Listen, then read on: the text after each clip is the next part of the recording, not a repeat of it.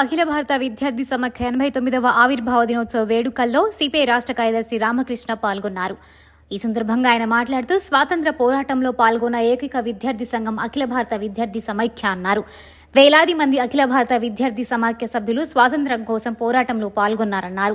కేంద్ర ప్రభుత్వ వైఖరి వల్లే ఒలింపిక్స్లో భారత్ నిరాశజనక ఫలితాలు అందాయని, అమెరికా, చైనా, జపాన్ లాంటి దేశాలు అద్భుత ప్రతిభ చూపుతుంటే భారత్ మాత్రం 71వ స్థానానికి పరిమితమైందన్నారు. మోడీ పాలనలో నిరుద్యోగం, పేదరికం, రైతుల ఆత్మహత్యల్లో మాత్రం ముందున్నారన్నారు. ప్రధాని మోడీ దేశ సంపదను పెత్తందారులకు పంచిపెడుతున్నారు. అంబానీ, అదానీ సంక్షేమమే ధ్యేయంగా కేంద్ర ప్రభుత్వం పనిచేస్తోందని అన్నారు.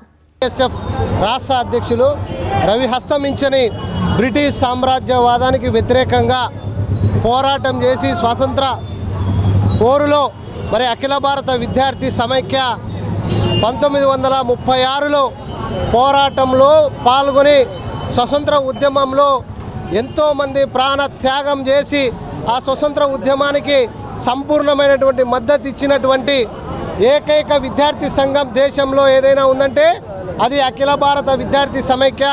అటువంటి విద్యార్థి సంఘం యొక్క 89వ ఆవిర్భావ దినోత్సవాన్ని ఘనంగా దేశవ్యాప్తంగా ఆంధ్ర రాష్ట్రంలో ఘనంగా నిర్వహించుకుంటా ఉన్నాం. 26 జిల్లాల్లో ఉన్నటువంటి నాయకత్వం బ్రహ్మాండంగా ఈరోజు అఖిల భారత విద్యార్థి సమైక్య 89వ ఆవిర్భావ దినోత్సవాన్ని నిర్వహించుకోబోతా ఉన్నాం. అందులో భాగంగానే గుంటూరు నగరంలో ఉన్నటువంటి ఇక్కడ నిర్వహించుకోబోతా ఉన్నాం.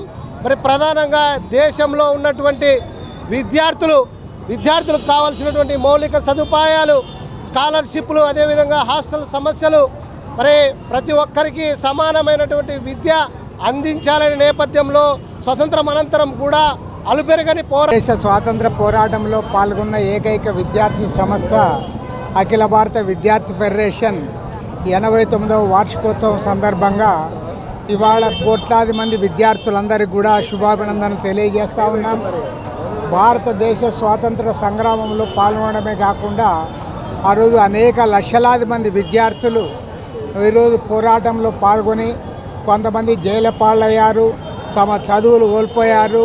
ఈ దేశానికి స్వాతంత్రం సిద్ధించిన తర్వాత ఇవాళ 78వ స్వాతంత్ర దినోత్సవాన్ని రేపు ఆగస్టు 15వ తేదీ జరుపుకోబోతూ ఉన్నాం.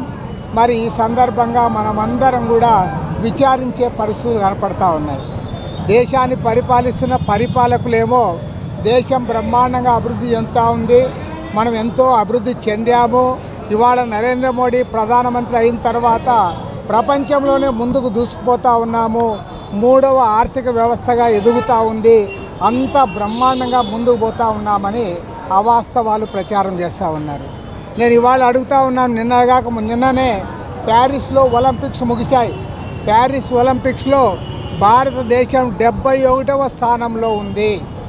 ఇవాళ అమెరికా 40 స్వర్ణ పతకాలు, చైనా 40 స్వర్ణ పతకాలతో వాళ్ళ అగ్రభాగాన ఉంటే ఇవాళ ప్రపంచంలోనే అత్యధిక జనాభా కలిగిన భారతదేశం 71వ స్థానంలో ఉందంటే ఈ దేశాన్ని పరిపాలించిన పరిపాలకులందరూ కూడా సిగ్గుతో తలదించుకోవాలని కోరుతా ఉన్నారు. ఎందుకంటే మన దేశం దేంట్లో ఉంది? జనాభాలో నంబర్ 1 ఉన్నాము, పేదరికంలో నంబర్ 1 ఉన్నాము, నిరుద్యోగంలో నంబర్ 1 ఉన్నాము, ప్రపంచంలో రైతుల ఆత్మహత్యల్లో కూడా భారతదేశం నంబర్ 1గా ఉంది తప్ప ఏ ఒక్క రంగంలో కూడా దేశం అభివృద్ధి పథాన ముందుకు సాగడం లేదు. ఇవాళ నరేంద్ర మోడీ గత 10 ఏళ్ల కాలంలో ఈ దేశంలో ఎవరైనా అభివృద్ధి చెందారా అంటే ఇవాళ అంబానీలు, అదానీలు అభివృద్ధి చెందారు. పైగా ఇవాళ హిండెన్స్బర్గ్ నివేదిక వచ్చిన తర్వాత అదానీలు ఏ రకంగా కృత్రిమంగా షేర్లన్నీ కూడా పెంచి వాళ్ళ ఆస్తులు పెంచుకున్నారో, సెబీ చైర్మన్ కూడా వాళ్ళతో ఏ రకంగా కుమ్మక్కయిందో ఆ వివరాలన్నీ కూడా బయటకు వస్తూ ఉంటే ప్రధాని నరేంద్ర మోడీ గారు నోరు మెదపడం లేదు. జాయింట్ పార్లమెంటరీ కమిషన్ ఏర్పాటు చేసి దర్యాప్తు చేయడానికి కూడా ఆయన ముందుకు రావడం లేదు. ఇవాళ దేశ ప్రధాని నరేంద్ర మోడీ అదానీ ఆస్తులు కాపాడడానికి అంబానీలను, టాటాలను, బిర్లాలను పెంచి పోషించడానికి పనిచేస్తూ ఉన్నాడు తప్ప దేశంలో ఉన్న కోట్లాది మంది పేదలు, రైతులు, మధ్యతరగతి వర్గాలు, కార్మికుల గురించి ఈ ప్రభుత్వం పట్టించుకోవడం లేదు. అందుకోసం ఇవాళ గతంలో ఎట్లయితే స్వాతంత్ర పోరాటంలో విద్యార్థులు పాల్గొన్నారో మరోమారి ఈ దేశాన్ని రక్షించుకోవడానికి విద్యార్థులందరూ కూడా నడుం బిగించాలి, పోరాటంలో ముందు కురకాలి. ఆ రకంగా వారంతా ముందుకు రావాలని చెప్పి ఈ సందర్భంగా వారికి విజ్ఞప్తి చేస్తూ ఉన్నాం.